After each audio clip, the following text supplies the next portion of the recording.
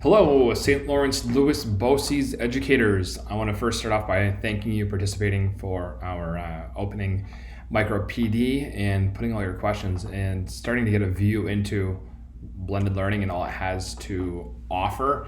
There's a really quick snippet, but Dr. Scheniger, I believe he's doctor now, is superbly enticing and engaging when it comes to the topic of blended learning. And it's no surprise that we have questions, but I'm so adamant that this thing of blended learning is going to be the future. It's a stop on our way towards personalized learning that I wanted to make sure that I followed up on all your questions and to let you know to be on the lookout for some materials that are coming from us at the Model Schools Department of St. Lawrence Louis BOCES with training to get you along that path for blended learning.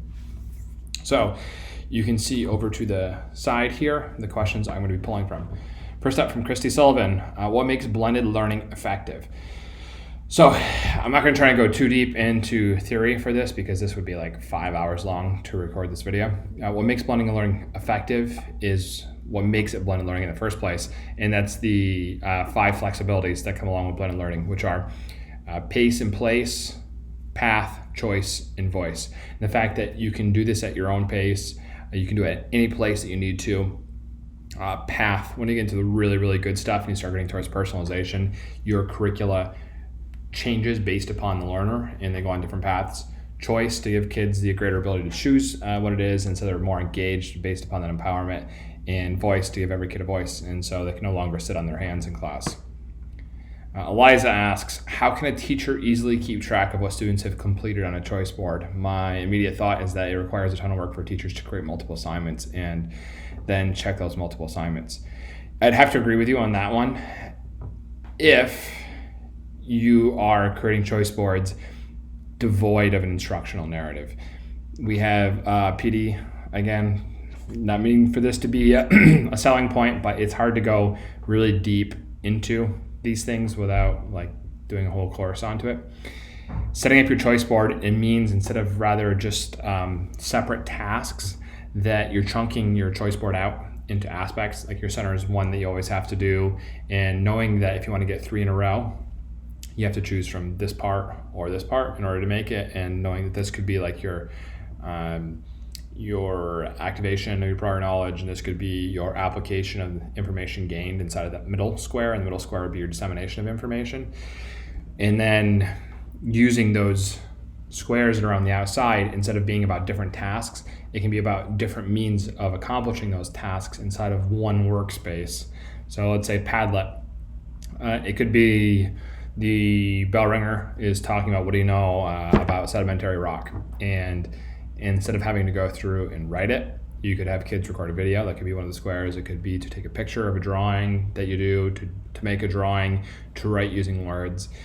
And so choice boards are a lot more than just the activities that you do, but also the adaptabilities when it comes to difficulty and to means and modality of expression. So if you put all of these tasks into one central location, if all those boxes are on the outside lead into a common place where everything lands into, then it's a lot easier. But also too, a second thought upon that is when you're going through a normal lesson, do you grade everything that's inside of your lesson? Do you feel like you have to turn in absolutely everything? Do you turn in your bell ringer every single day? I get the exit ticket, absolutely, yeah, and the homework. Are you turning in your application? Are you turning in the worked problems? Are you working in your problem or turning in your problem set? I'd be willing to bet that you don't. And so we have to start thinking about these parts not as things that we have to turn in, but as tools to progress an instructional narrative and to provide scaffolds towards the mastery outcome that we want to get to. And you can also add on different parts where there are less choice. So let's say like making a tic-tac-toe board sandwich for choice boards, and the top is required, the bottom's required, and the middle is required. And you can get your bell ringer in there and your closure in there as well too. Next one. Melissa asks, what's the best way to keep track of differentiated instruction with many students receiving intervention services in academic areas when you are the teacher of record? taking this back into a blended learning scope.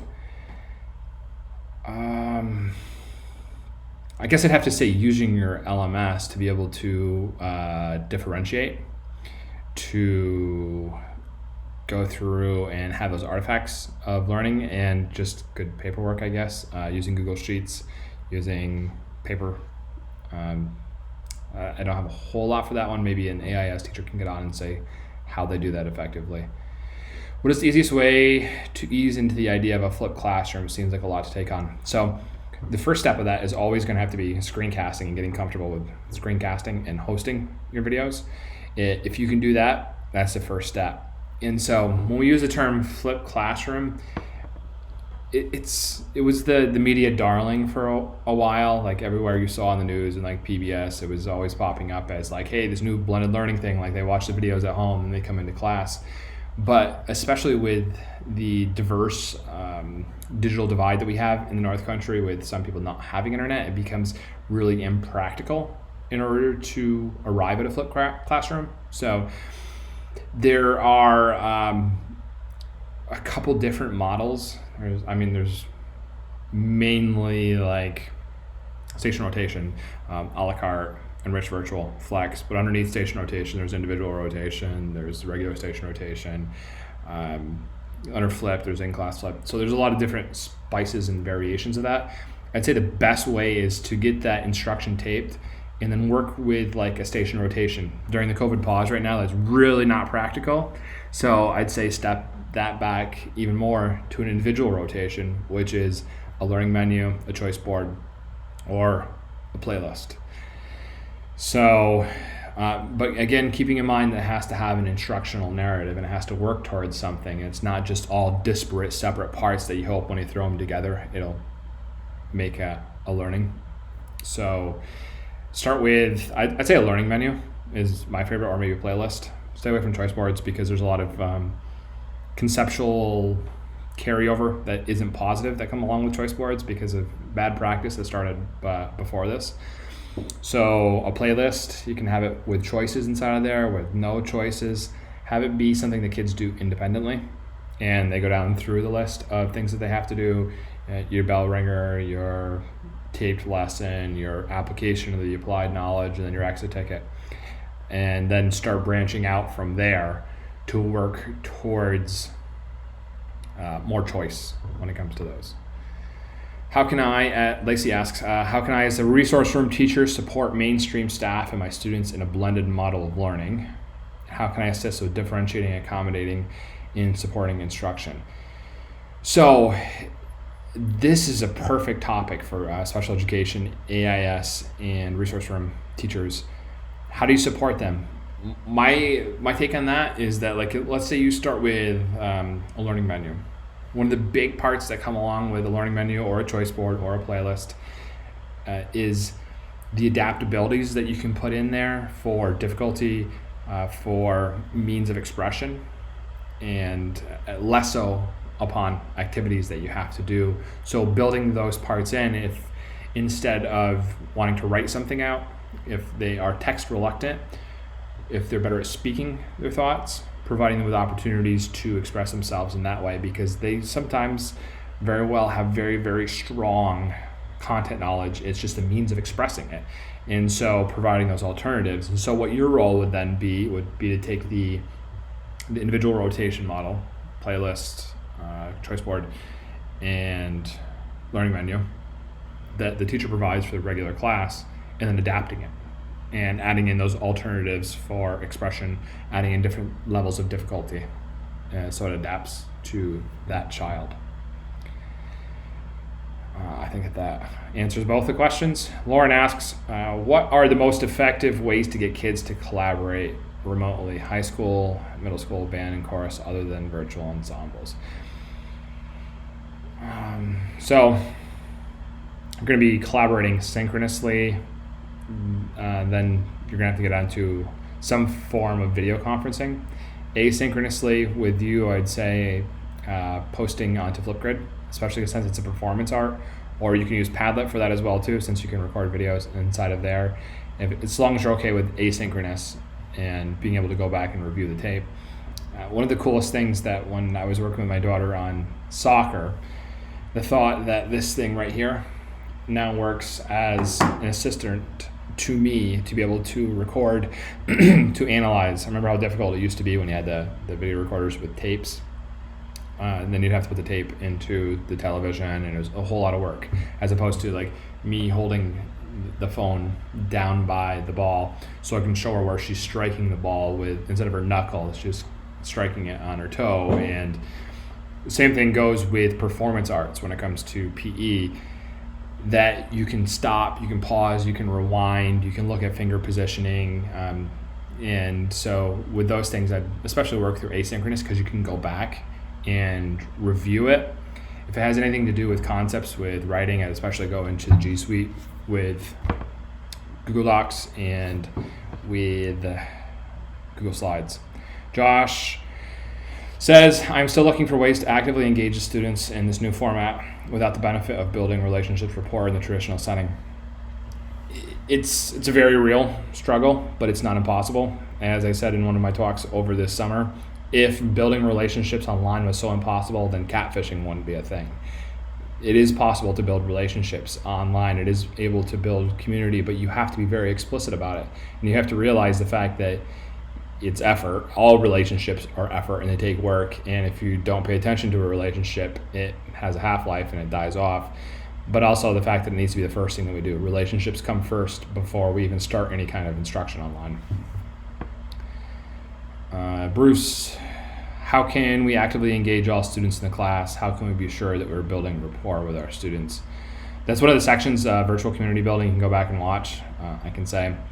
And how do we actively engage all students in the class? So if you're doing an online synchronous instruction, different than online asynchronous, we have a course that's coming out here the 28th of September, Impactful Synchronous Instruction. It talks a lot about the active engagement. If you want it, you have to plan it in. You have to put it in there. Interactions need to be intentional. If it's asynchronous, you really got to build in choice. You have to build in flexibilities in pace and place if you want to get to those actively engaged.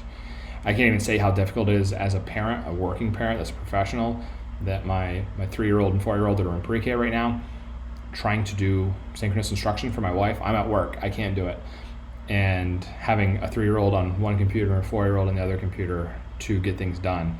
So getting engaged in those aspects, it's a lot more difficult for the synchronous, and to pull the learner in, make it more like you're a presentation art if you're going to be synchronous, and to make sure that you're it's not a TV show, it's interactive. Don't forget about the people at home. Jen Gray says, I want to focus on the best way to have my students still be active participants in my classroom, even if they are remote. Absolutely. It has to be front and center in your brain. You cannot neglect them. They have to be there. They have to feel like they're part of the community. Building in those community building, but maintaining it and keeping a pulse on, our finger on the pulse of the class. Morgan asks, what's the best way to jump into blended learning? What are the first things I'd start with? You cannot have blended learning without having recorded instruction. Blended learning makes it like you're cloning yourself. So the role of the instructor in blended learning moves from being the possessor of knowledge to being the facilitator of learning and the curator of content. And so being able to be good at screencasting and having kids view those screencasts, even if it means like, instead of doing your small group, pull you over to the side, you anticipate where kids are going to fall down and you record short videos to help them out with those things. That's where I would start before you get into like a full blended learning where you're displacing the instruction upon video. And then work towards things like, we can't do station rotation right now because COVID paused, but that's the next logical one to go into. Or those individual rotation models like playlists, learning menus, choice boards. A. Putney, effective ways to monitor the variety of assignments being turned in. I talked about that one a little bit. How to teach self-help when struggling with an independent assignment. One of the big ones I'm going to say about that with independent assignment is you need to have office hours. Office hours are a huge thing. Kids need to make those. And not only the fact that we need to say, hey, you need to show up if you need help. If you recognize that a kid's struggling, you need to make an appointment. You need to make a date with that kid to sit down and to talk about what it is to get over those hurdles, because they need that hurdle help. Are there templates available for choice boards? So what I'm going to advise on this one is Casey Bell, choice board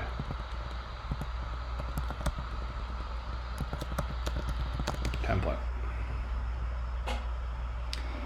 And it's also called interactive learning menus. There's also the tic-tac-toe one. They link to Google Slides. I absolutely love this one. This one I would go with. It's one I advise people using. It's functional. It's dynamic. So just look for this. Shake Up Learning, Casey Bell. She has great products. She knows her stuff. Also, subscribe to her podcast. Read her books.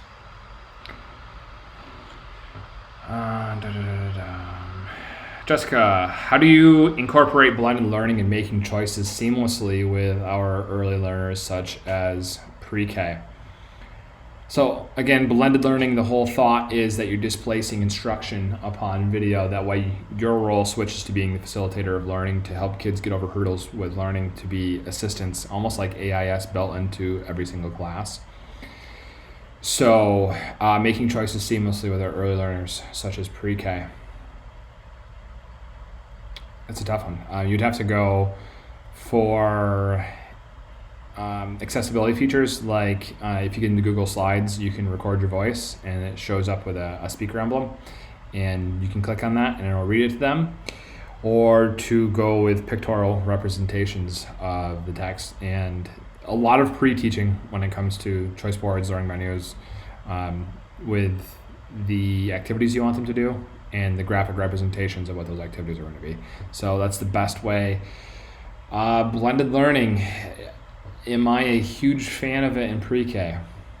No, I'm not. I'm a big fan of play in pre-K. I'm a big fan of building executive functioning with play plans and with learning through playing and acting things out. Blended learning is a lot of executive functioning that the kids aren't going to possess at that age, and it'll be a little bit more difficult for them to attain to things.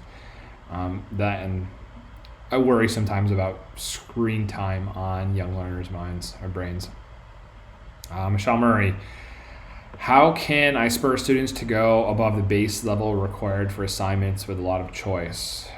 And specifically thinking of students that are capable of more but choose to take the path of least resistance. So inside of your learning management system, you have the ability to differentiate which assignments you push out. And I would alter choice boards so that they fit my different groups. We, growing up as kids, had our guided reading groups. You always had the buzzards, the bluebirds, and the robins. And to be able to push out different resources based upon what they're going to be. You don't always have to completely redesign the whole choice board experience every single time for those kids.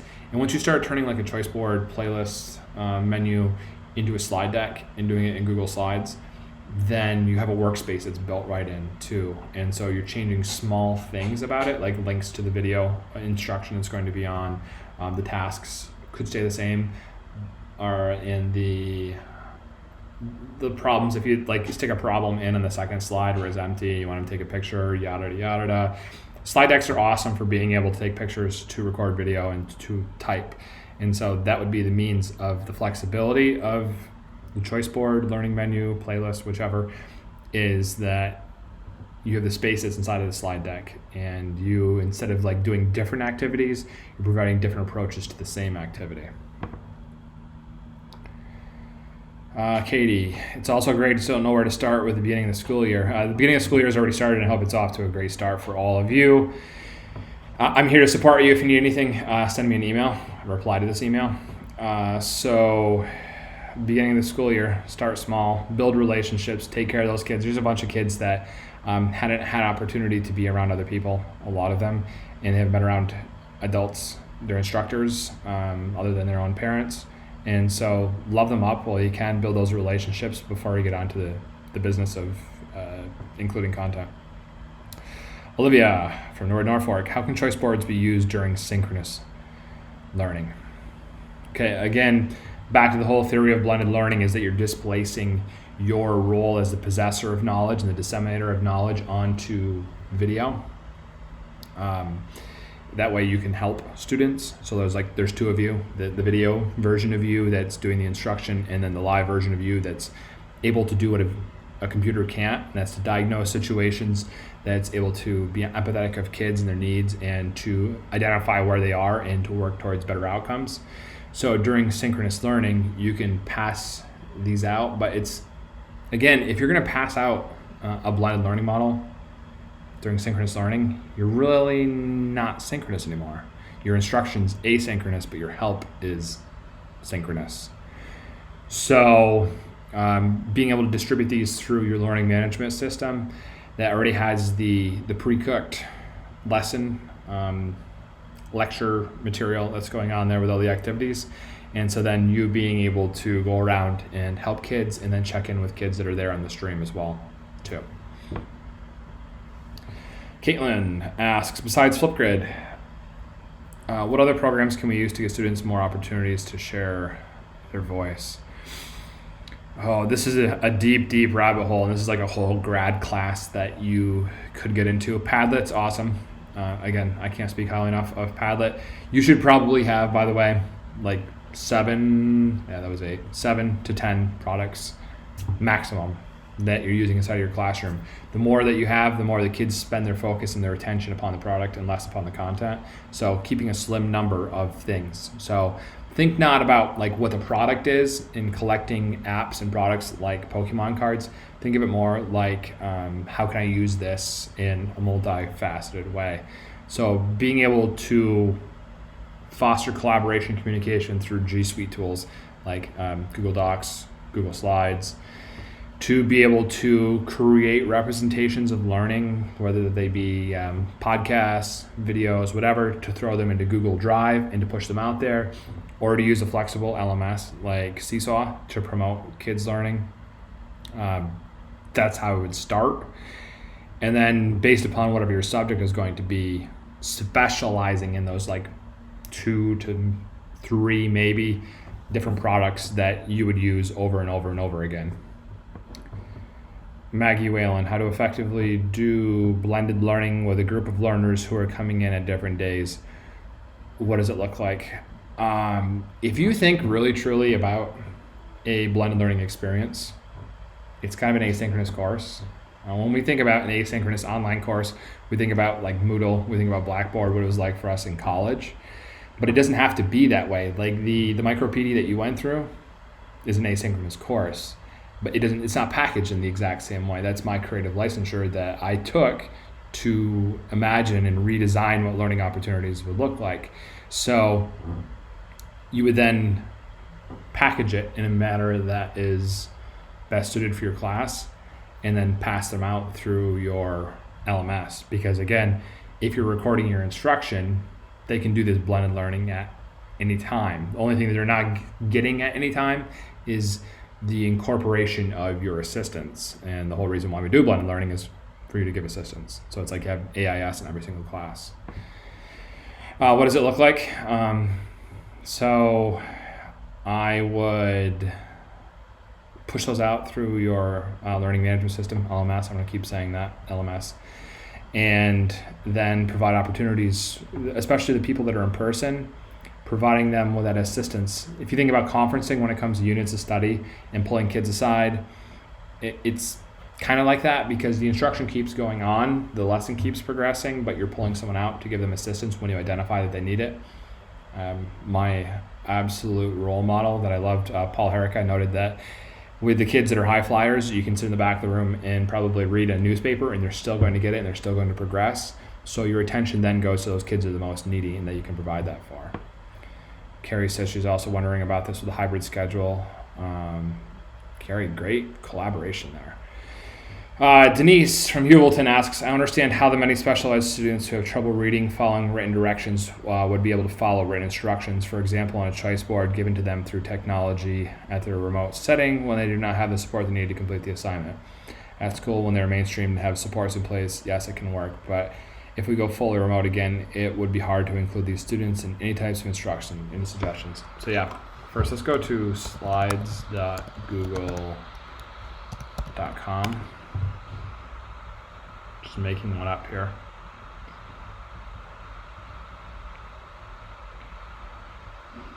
My MacBook is getting really hot. I could fry an egg on it. I'll create a blank one here.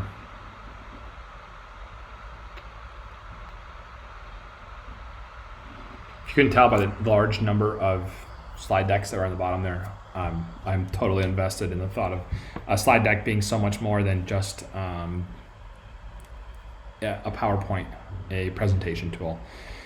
So once this loads, I'm going to get rid of my themes here, save it black and white. What you can do as an instructor is you can go in to Insert, and you can go to Audio. And it's not going to let me do this because my microphone's being used to record this video right now.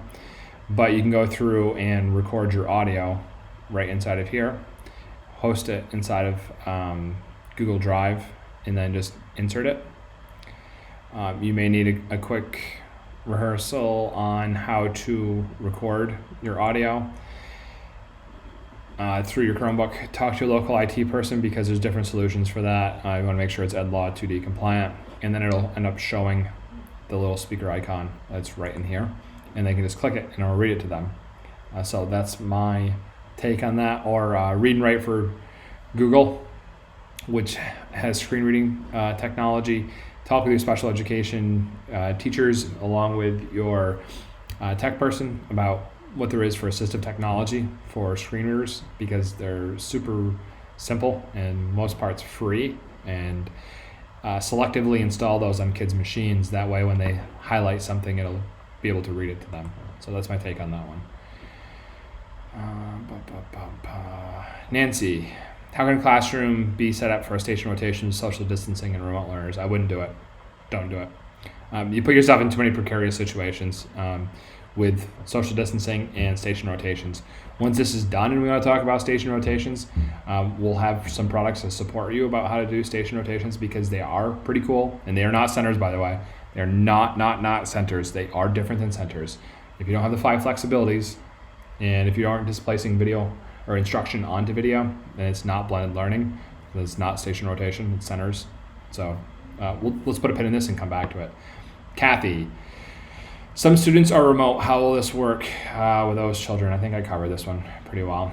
What's the best way to keep students engaged in learning when they lack the structure of in-person learning? Flexibilities, the 5 flexibilities, especially with pace, but also on choice. Giving kids choice and empowering them through that. Having a consistent lesson format keeps them engaged because they understand it. It reduces that extraneous germane load from your cognitive load. And when you have video instruction as well too, which is central to blended learning, you can pause it, you can rewind it, you can go back to it so you can understand it. And so it's less like being a passive observer of the class and more like an active director of the learning. Nancy asks, I'm wondering how much content one should expect to cover within a choice board so not to have too little or too much, as some of the content might involve understanding certain content before moving on to a different task. Again, I think that we need it for it to be blended learning, and it should not, a choice board should not be an add-on to a lesson. It should be the lesson. And so you have to structure your choice board in that manner so that there's the distribution, dissemination of information, there's activation of prior knowledge, there's the application of the knowledge that you've gained from the dissemination. And so think about it in terms of a lesson. A choice board is a lesson, but it's structured in a manner that kids have more choice of expressing themselves, or possibly activities to do, or the difficulty of the things that are there. And so that would be my too much, too little, is how much do you fit into a lesson. If the coloring and playlist can cause certain students to feel anxious if they're not completing the task quickly as others. So especially during COVID times and we're not supposed to pass papers back and forth, I'm not a big fan of doing analog choice boards or learning menus. I think that especially because if you're going to, you can't really do them analog unless you're going to use a QR code reader. You're going to have kids type in a bit.ly link, a shortened URL to get to the video, because you have to get to that video for it to be blended learning. If not, it's something completely different. It's not blended learning. So at that point, other kids shouldn't see what they're doing. So if you keep it digital, you don't have to worry about that, and it facilitates the dissemination of the lesson materials and the products. Kelly, I really like the idea of station rotation, but how will that work, keeping in mind COVID distancing and non-sharing issues? It won't work. Don't do it. There's some models of station rotation that are more like individual rotation, but I don't think we should confuse the two. We should just think about station rotation in terms of the physical model of moving between things. Individual rotation is like one kid moving through a set number of things. Again, not to get too far off into the weeds, but the station rotation usually has a technology station, which is your instruction, a teacher station, and then an offline station. But when you go to set these up, you have to keep in mind that you can't start off at the offline. You possibly could, but you can't start at the teacher station if you never had the instruction that goes before that. And so you have to create a +1 grouping, is that you have to have one more station than what there are for groups of kids, so that way you can rotate through them. We'll get there after COVID has left, hopefully, and we're getting back towards less socially distanced practices. Then we'll definitely have materials for you to grow on this one. Carrie, awesome Carrie, wants to know, I'm wondering how to best support the mainstream teachers as they're developing these learning experiences. So what I would say is adapting these individual rotation models like choice boards, playlists, and learning menus, so that they adapt to your kids and so that you can push them out individually. You'll still have that video instruction that stays the same, but the choice inside of your choice board or the choice inside of your learning menu could be about how you express that knowledge or the difficulty of the problems that are presented, especially if you're doing, I love to go back to this example, but if you're doing like Eureka Math, Engage New York Math, the problem sets and the homework are arranged like a ladder, so they get more difficult with each successive problem. So the general ed classroom could be doing problem number 3 because that equates to the same difficulty as the exit ticket. You could have the kids do problem number 1.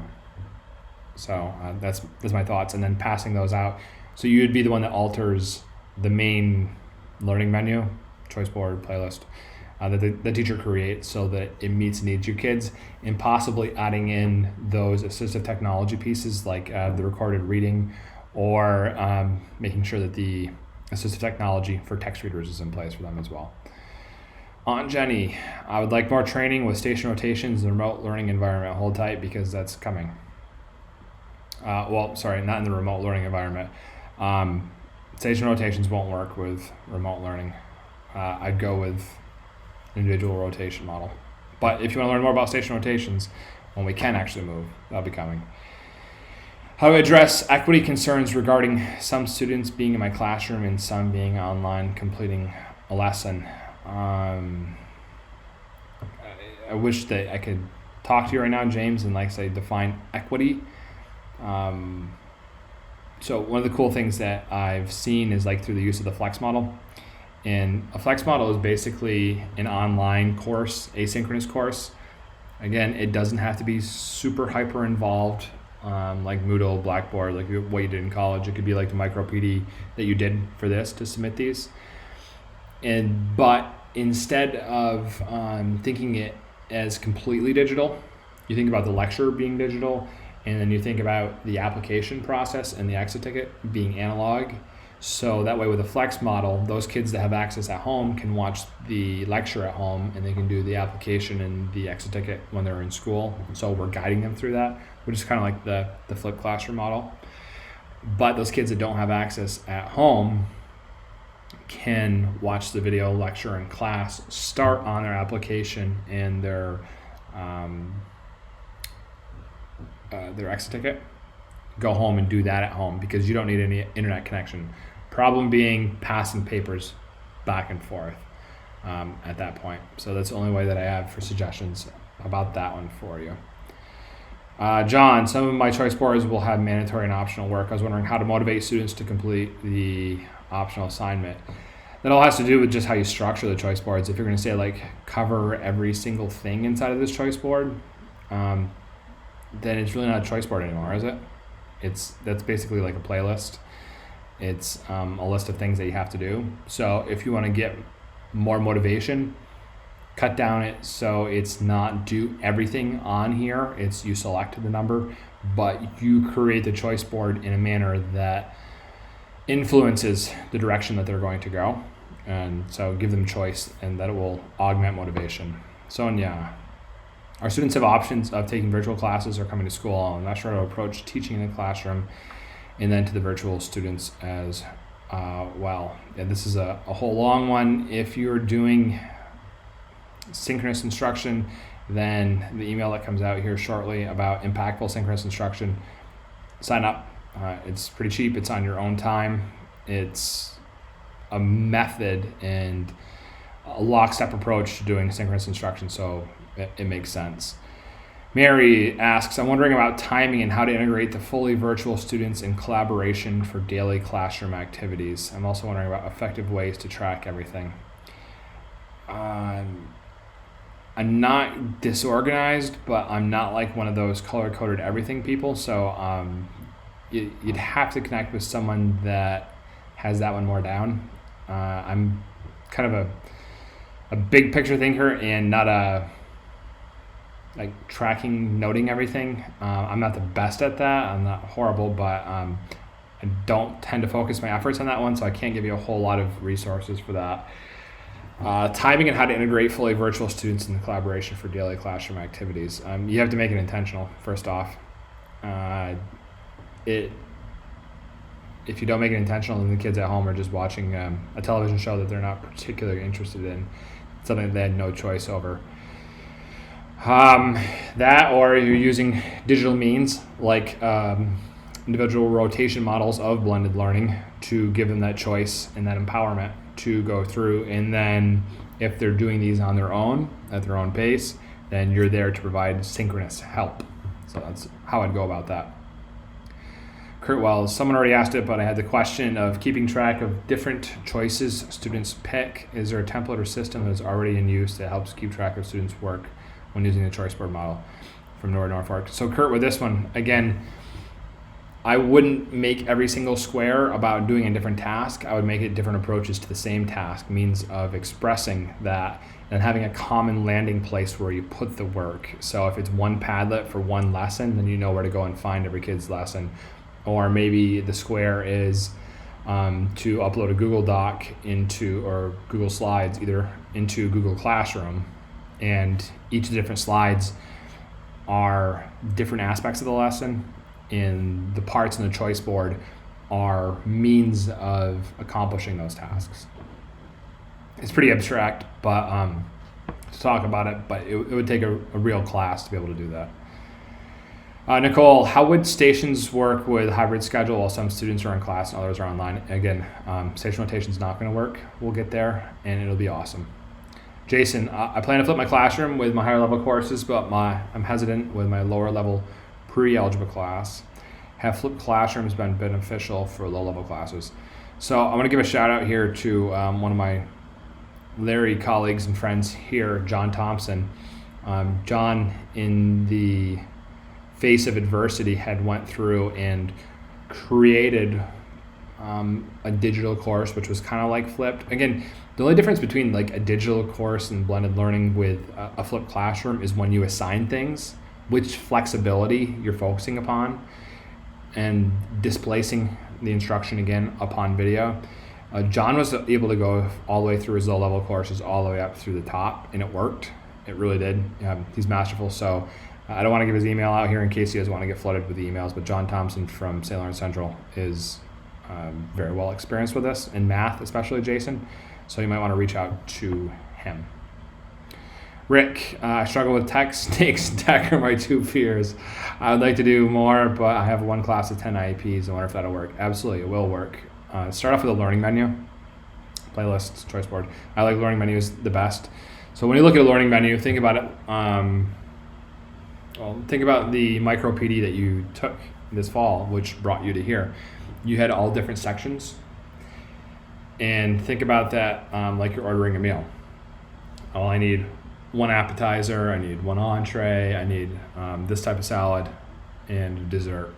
But instead of thinking about those as four disparate parts, you think about them as parts of a lesson and means of engaging in that big picture of the lesson. So the first part of the learning menu is going to be activation of prior knowledge, talking about something that relates to this content or we did previously, and then expressing it. So that you know the big picture of that part of the learning menu. Now, what are your choices and how can you approach that? So yeah, it definitely can work. Also, I talked about it with differentiation of the blended learning individual rotation models that you're pushing out. You can change them by kid so they suit your kids with IEPs. My Larry friend Molly Brulette, it appeared as though all examples shown in the video were digital. Our paper copy choice boards less effective or probably more work on my end. Yeah, so again, the whole concept behind blended learning is that you have to displace instruction upon video so that you can arrive at the 5 flexibilities. And unless you're going to take that paper copy, you know, put a QR code in the middle and they're going to scan it to arrive at their instruction, or you're going to put a URL in the middle for them to type to get to, then you're not getting to blended learning. It's something completely different.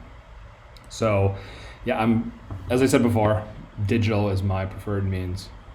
Sean, was an effective way to keep students accountable for completing work outside of class in a flipped classroom?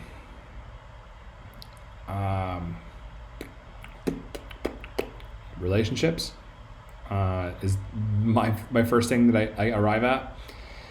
We don't tend to do things passionately, doggedly that we don't care for, and the same thing goes for people, is that if we really care about our instructor and what they think about us, then we're more inclined to do the work, and to provide kids with access to help so that they're not getting to the point of learned helplessness, the point of exasperation and giving up when you fall so far behind. And that with the flipped classroom as well too, you take that one step further, one more degree of difficulty, you know, move towards like a flex classroom. That way you can spend even more of your time helping the kids, and they're kind of like on their own timelines though. It would take some preparation. How can I provide students with choices through technology in a tactile class, such as band? Choice, pace, place. Those are the big ones that I would hit home on for flexibilities. Through the use of individual rotation model, through the means of like how do you record yourself, but not even just like to record yourself, that's the first step, but getting to greater depth of knowledge to say that and greater levels of bloom, to say after recording yourself, I want you to analyze your performance, what could you have done better, and then even a step beyond that is what are you going to do to arrive at that getting better. So that's how I would do it. And you can prompt kids, push them into those directions, differentiate choice boards as you push them out. Some kids are just always going to be like, okay, I'm going to play it. I'm going to record myself playing. And so here's the thing, is that when I started off doing things like this, if I misspoke, which I've probably done a dozen times so far here, I would stop the video and start it all over. Your kids are going to be like that too, which Peter, I think would probably be a good thing for band, because practice doesn't make perfect, perfect practice makes perfect, and the repetitions are important in arriving at where they need to arrive at. They're going to be more inclined to work towards perfection. Christy wants to know, how do you incorporate a playlist in a resource style classroom without overwhelming students or causing anxiety? Start small. Start with a fewer number of options on your playlist, but also start off by separating the content from the means of pushing things out. Have it be about stuff that they're interested in, have it be about them, have the instruction be about fascinating things that they really don't have to strain themselves in their executive functioning in order to pay attention to arrive at. So that's how I would kick it off. Smart starts are called, from John Carippo. Lori, Erica, Tammy, Christine, and Kim. How do you manage your time meeting everyone's individual needs when you have students in the classroom and learning remote? So this is coming after the start of the school year, and I hope that you've settled into figuring out how those things are going to go. Personally, if I was back in the classroom, I would be using an asynchronous core, which means an online class, let's say again, for simplicity's sake, like this micro PD, but then I would open up office hours. That way you could ask questions of me. That's how I would structure it. And despite me being the tech geek, the supervisor of instructional technology, I do have concerns about young kids with screen time. And not everything needs to be with your camera on and your computer on all the time. There are analog alternatives that you can do that you can then create representations of. I'm a huge fan of using paper and pencil still. I would rather use pencil and paper than write on a screen, ever. I hate writing on screens. And if you went to I3 Education Camp, you learned that on one of my sessions. Danielle, flipped classroom sounds like a great idea, but what happens when they come into the classroom without having watched the instruction, filled out notes? Do you make those students do the notes during your class time instead of working on their practice?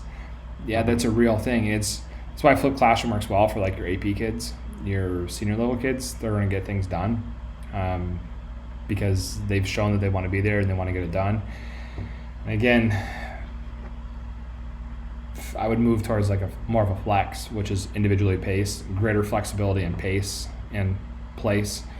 That way, the objective isn't like today we're on ELA lesson 13 because it's Tuesday. It's more like today we're in ELA and you're on this lesson, you're on this lesson, you're on this lesson. Once you lay out your instruction that way, that way you don't have to worry about these things and you can keep an eye on it. There's a great Edutopia video about that. I don't want to waste your time looking for it. That talks about how you can practically use this flex model in the classroom. Steve, how do we make students who learn remotely or in a flipped approach more accountable? And how do we get students to make digital choices that are more challenging choices? I've talked about the challenging choices one so far. More accountable. Again, I talked about the relationship aspect. Relationships, huge.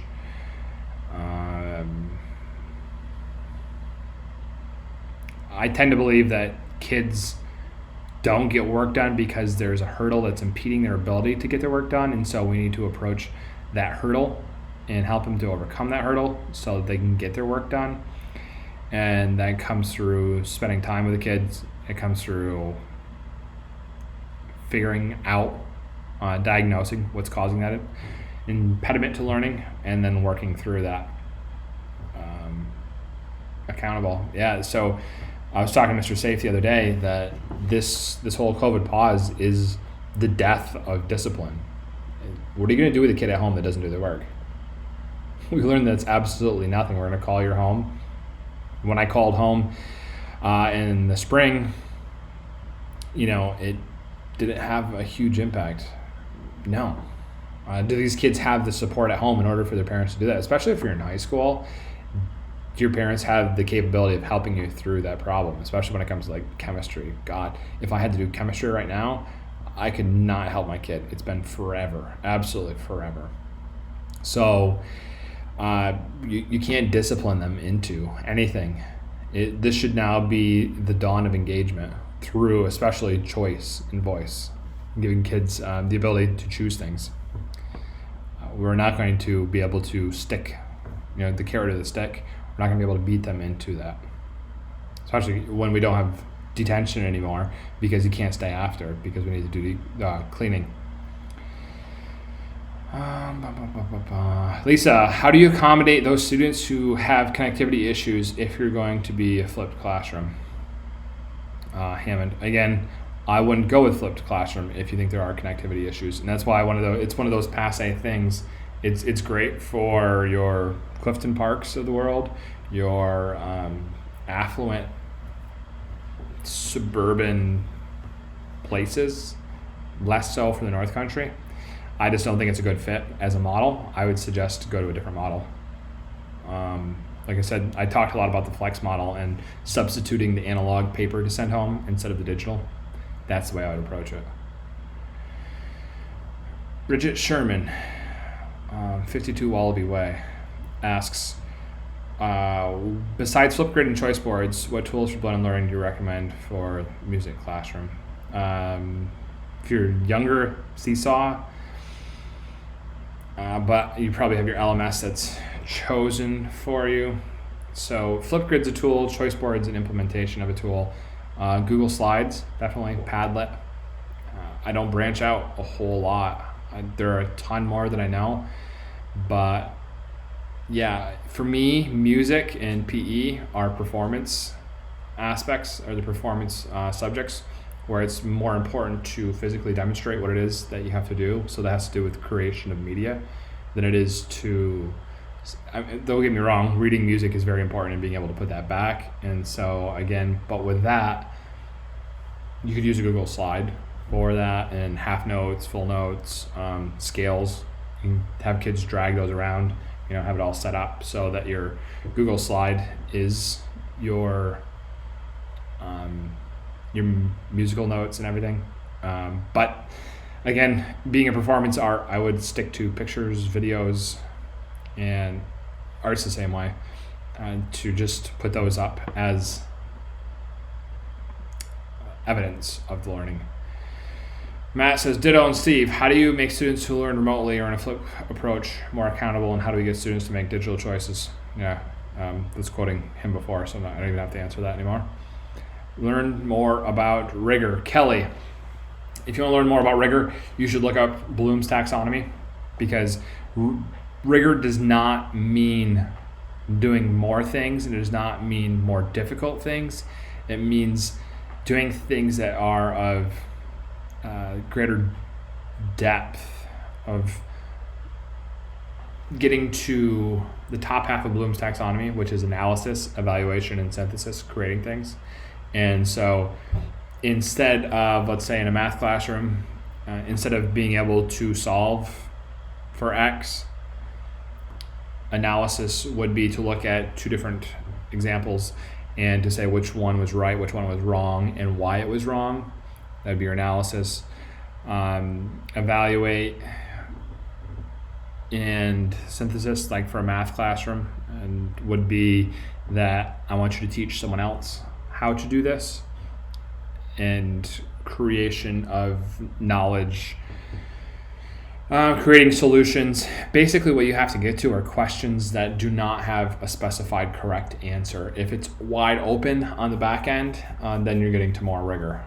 If there are multiple correct answers, putting kids in situations where they have to defend those or create multiple correct answers, then you're getting to rigor. That's a whole nother long course. We spent like 3 years on that at St. Lawrence Central with Ray McNulty and ICLE. Kim wants to know, I learned some valuable information today. Good, I'm awesome. I'm glad, that's awesome. Honestly, I just need to absorb it more and wrap my head around it. Don't have any questions. Well, if you have any questions, Kate, send me an email. Sam, when do we get more time to develop these techniques? Work with your local administrator, not me. Penny Slate, no questions other than Sam's. It always comes down to time. Yep, I definitely feel that one.